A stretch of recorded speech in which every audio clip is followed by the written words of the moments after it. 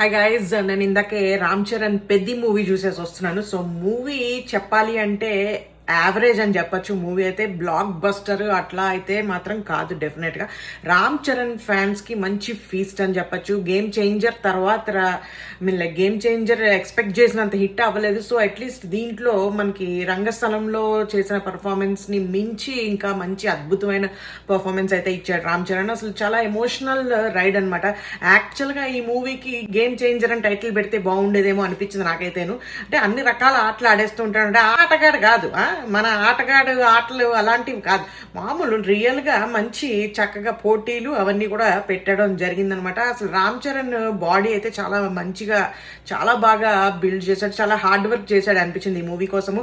And అతని acting గురించి చెప్పాలి అంటే మాత్రం డెఫినెట్గా అయితే చింపేశాడు యాక్టింగ్. చాలా ఎమోషనల్, చాలా స్ట్రెంగ్త్, చాలా వెయిట్ ఉన్న క్యారెక్టర్ అయితే చాలా, అంటే వెయిట్ ఉన్న క్యారెక్టర్ ఇన్ ద సెన్స్ చాలా భుజాల మీద చాలా రెస్పాన్సిబిలిటీ ఉంటుంది అనమాట. ఎందుకంటే చాలా ఎమోషనల్ రోలర్ కోస్టర్ లాగా ఉంటుంది. సో దాన్ని అయితే చాలా చాలా చాలా బాగా పండించాడు ఆ ఎమోషన్స్ అవన్నీ కూడాను. అండ్ రామ్ చరణ్ ఫ్యాన్స్ డెఫినెట్గా ఎంజాయ్ చేస్తారు థియేటర్లో. మూవీ థియేటర్కి అయితే వెళ్ళి ఖచ్చితంగా చూడొచ్చు. కాకపోతే నాకు నచ్చిన అంశాలు ఏమిటయ్యా ఈ మూవీలో అనుకుంటే, ఫస్ట్ హాఫ్లో నాకు నిజంగా అసలు ఫస్ట్ హాఫ్లో ఏంట్రా బాబు అసలు ఈ సినిమా 45 minutes దాకా అసలు నిజంగా పోయింది సినిమా గ్యారంటీ. అసలు యావరేజ్ కూడా అనవసరమేమో అనిపించింది. ఎందుకంటే అసలు చాలా ఫాస్ట్గా అండ్ ఆల్సో చాలా అసలు వాళ్ళు ఎస్టాబ్లిష్ చేద్దాం, స్టోరీ ఎస్టాబ్లిష్ చేయడము, క్యారెక్టర్స్ ఓకే అర్థమవుతోంది ఏం చెప్దాం అనుకుంటున్నారు, బట్ స్టోరీ అంతా కూడా ప్యాచ్ వర్క్ లాగా ఉంది. ఇక్కడ ఏదో జరిగిపోతూ ఉంటుంది, వెంటనే కట్, వెంటనే ఇంకొక సంబంధం లేని సీన్ ఏదో వచ్చేస్తుంటుంది. అంటే ఇక్కడ దీనికి ఏమైందో అర్థం కాదు మనకి. సో అలాగే ఫాస్ట్గా చూపించేస్తారు స్క్రీన్ ప్లే అంతా కూడా మనకి. ఫస్ట్ ఒక 45 minutes and Jahnavi Kapoor scenes, పాప అమ్మాయిని పక్కన పెట్టేస్తే అసలు ఆ క్యారెక్టర్స్, అమ్మాయికి వచ్చే క్యారెక్టర్స్ మనకి ఇప్పుడు దేవరాలో కానీ ఇప్పుడు ఈ పెద్దిలో కానీ జాహ్నవి కపూర్కి రాసే క్యారెక్టర్స్, అమ్మాయిని ఎందుకు అట్లా, అసలు అమ్మాయిని ఎందుకు అలాంటి క్యారెక్టర్స్ ఎందుకు రాస్తారు, అలాగే చూపించాలి అని ఏమిటి నాకు అర్థం కాదా. బుచ్చిబాబు సానా గారు జనరల్గా కూడా పాస్ట్ సినిమాల్లో హీరోయిన్స్ని కొంచెం అలాగే చూపించారు. సో అది చాలా వరస్ట్గా ఉంది చూడడానికి. అంటే ఎప్పుడో మా చిన్నప్పటి అంటే 1900s ఇది కూడా ఈ సినిమా బ్యాక్డ్రాప్ కూడా. సో ఆ టైప్లో మరీ అంత లేదేమో అనిపించింది. అంటే ఆ టైప్లో మీరు బ్లర్ వేసుకుని కొన్ని జెస్టర్స్ చూపించారు కానీ హీరోయిన్ చేత ఆ టైంలో అసలు అంత తెలీదు అలా చూపించచ్చు అనే ఇది కూడా లేదు 1900s మరి. So what ever it is, Jahnavi Kapoor ఉన్న సీన్స్ కొంచెం క్రింజ్గా అనిపించాయి. ఈవెన్ దో అమ్మాయి క్యారెక్టర్ మూవీలో చాలా ఇంపార్టెంట్. స్టోరీ మనకి బిల్డ్ అయ్యేది అమ్మాయి నుంచే అవుతుంది కాబట్టి అమ్మాయి క్యారెక్టర్ ఇంపార్టెంట్, కానీ అమ్మాయి క్యారెక్టర్ డిజైన్ చేసిన తీరైతే మాత్రం చాలా దరిద్రంగా అనిపించింది. అండ్ అమ్మాయిని వర్ణిస్తూ ఉంటాడు hero.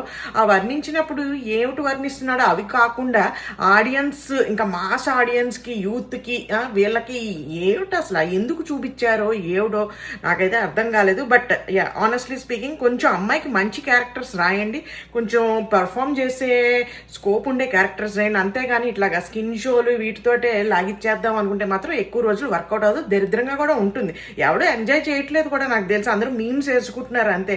But what ever it is, ఇంకా దీని గురించి ఎక్కువ మాట్లాడదలుచుకోలేదు. అండ్ ఇంకొకటి నచ్చని విషయం ఏమిటయ్యా అంటే, మనం సినిమాలో చూసినప్పుడు ఒక సీన్ ఉంటుంది, ఏమిటి రామ్ చరణ్ వెళ్ళిపోయి, రామ్ చరణ్ అనక్కర్లేదు, పెద్ది అన్న క్యారెక్టర్ వెళ్ళిపోయి హీరోయిన్ క్యారెక్టర్ని ఇంకా అసలు ఏం ఉండదు, ఫస్ట్ ఒకసారి అలా చూస్తారు అంతే, ఓకే నేను వెళ్ళిపోతాను అంతే, ఇంకా లవ్ లేదు పెళ్లి లేదు, లవ్ అంటే ఈ పిల్ల ఒప్పుకోదు, పెళ్లి అంటే అలా అన్న ఒప్పుకోడు, అందుకని నేను అంతే వెళ్ళిపోతాను అంతే. అసలు హౌ అంటున్నాను నేను. అసలు ఆయనకు ఓకే ఆ క్యారెక్టర్ని అలా డిజైన్ చేశారు, mass character. So mass character కాబట్టి డైరెక్ట్ వెళ్ళిపోయి టచ్ చేసేస్తానండి అనుకుంటూ వెళ్ళిపోయి ఆ పిల్లకి ఇష్టం లేకుండా అక్కడ అమ్మాయికి సర్ప్రైజ్ అది. సో వెళ్ళిపోయి అమ్మాయికి కిస్ పెట్టడం అనేది జరుగుతుంది. సో అది అతన్ని క్యారెక్టర్ పరంగా చూసుకుంటే మనం సినిమాలో ఓకే, ఇప్పుడు దీన్ని రెండు విధాలుగా ఆలోచించుకోవాలి మనం. ఏమిటి, మామూలుగా న్యాచురల్గా ఆలోచిస్తే అండి ఎవడు ఒప్పుకోడు, అలాగే ఏంటి అసలు నాకు అర్థం కదా, అమ్మాయికి ఇష్టం లేకుండా వెళ్ళిపోయి కిస్ కూడా వేస్తావా నువ్వు అనుకుంటూ గొడవ పెట్టుకునే ఇలా కూడా ఉంటుంది, బాగోదు కూడా. రామ్ చరణ్ కున్న స్టార్డమ్ ఇవన్నీ చూసుకుంటే అసలు ఇలాంటి సీన్ ఒప్పుకోవడం అనేది ఏంట్రా అనిపిస్తుంది మనకి, నాకు కూడా అనిపించింది. బట్ ఇంకొకలాగా ఓకే ఇదంతా పక్కన పెట్టేసే సినిమా స్టోరీ పరంగా చూసుకుంటే అతను ఒక మాస్. మనకేంటంటే కొంచెం ఇప్పుడు ఈ టాస్క్స్ అన్ని చేసుకుంటుంటారు చూడండి, బస్తాలు మోసి రోజు లేబర్ చేసుకుంటూ ఉంటారు కదా. సో ఆ టైప్ క్యారెక్టర్ కాబట్టి అతని మైండ్ సెట్ అలాగే ఉంటుంది అన్నట్టుగా చూపించడం జరిగింది సినిమాలో కూడా. చాలా అంశాల్లో.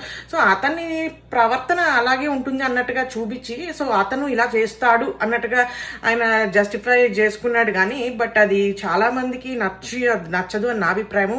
సో అది చివరాఖరిలో కూడా సెకండ్ హాఫ్లో నేను నా తీరంతే, నా లవ్ ఇంతే, సందీప్ రెడ్డి వంగ గారు గోపు మీద పళ్ళు మన కొడితే ప్రేమ అన్నారండి, హిట్ అన్నారండి, ఏమండి నా ప్రేమ ఇంతేనండి అనుకుంటూ ఈయన జస్టిఫికేషన్ చేసుకున్నాడు. సో అది రెండు రకాలుగా తీసుకొచ్చి మనం కాంట్రవర్సీ చేసుకోవాలనుకుంటే చేసుకోవచ్చు. అక్కర్లేదురా క్యారెక్టర్ అంతేరా, క్యారెక్టర్ అలాగే బిహేవ్ చేస్తుందిరా, అర్జున్ రెడ్డిలో క్యారెక్టర్ అంతేరా అలాగే బిహేవ్ చేస్తుంది అంటే అబ్బో అబ్బో అబ్బో అబ్బో అన్నారా, ఇప్పుడు ఈయన్ని కూడా అబ్బో అబ్బో అబ్బో అబ్బా అనేద్దాం రా అనుకుంటూ ఫ్లోలో కొట్టుకుంటూ పోతే మాత్రం పెద్ద పట్టించుకోకర్లేదు.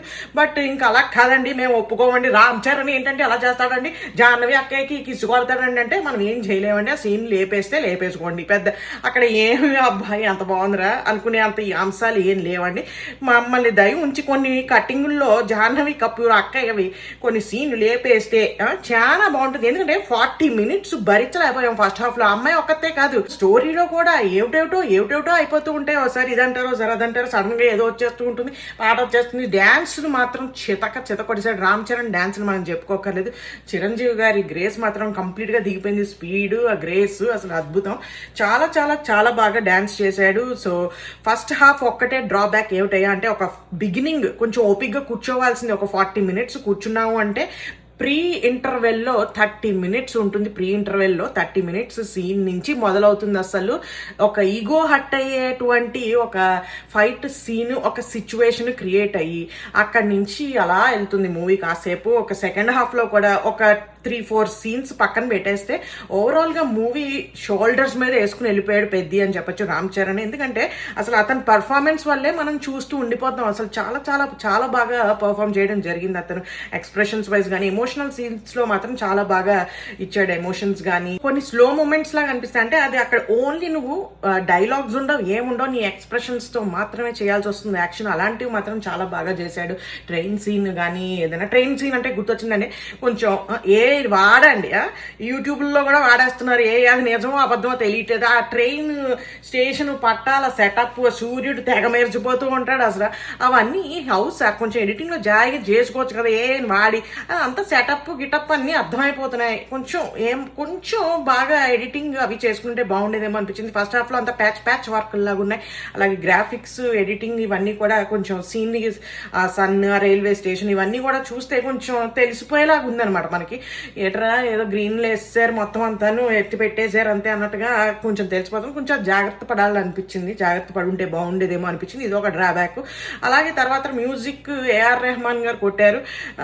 అక్కడక్కడ బాగానే వర్కౌట్ అయింది కానీ ఓవరాల్గా అసలు ఆ సినిమాకి, ఆ థీమ్కి ఆయన మ్యూజిక్ అంత బాగా హైలైట్ అవ్వలేదేమో అని నా ఫీలింగ్. నా అభిప్రాయం మాత్రమే.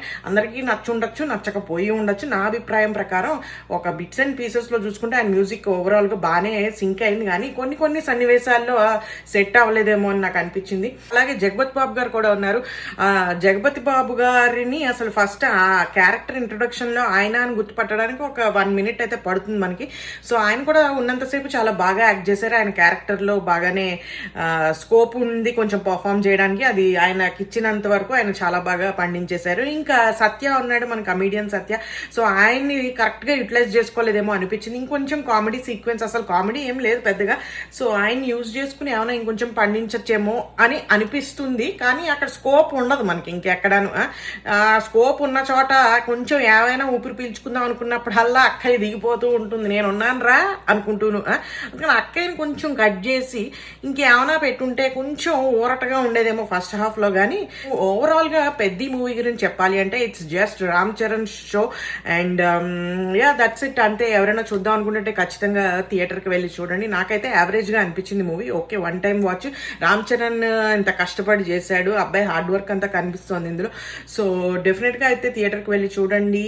అండ్ మీకు ఎలా అనిపించిందో కామెంట్స్లో పెట్టండి. అండ్ కంగ్రాచులేషన్స్ పెద్ద మూవీ టీమ్ అందరికీ. All the very best. Thank you.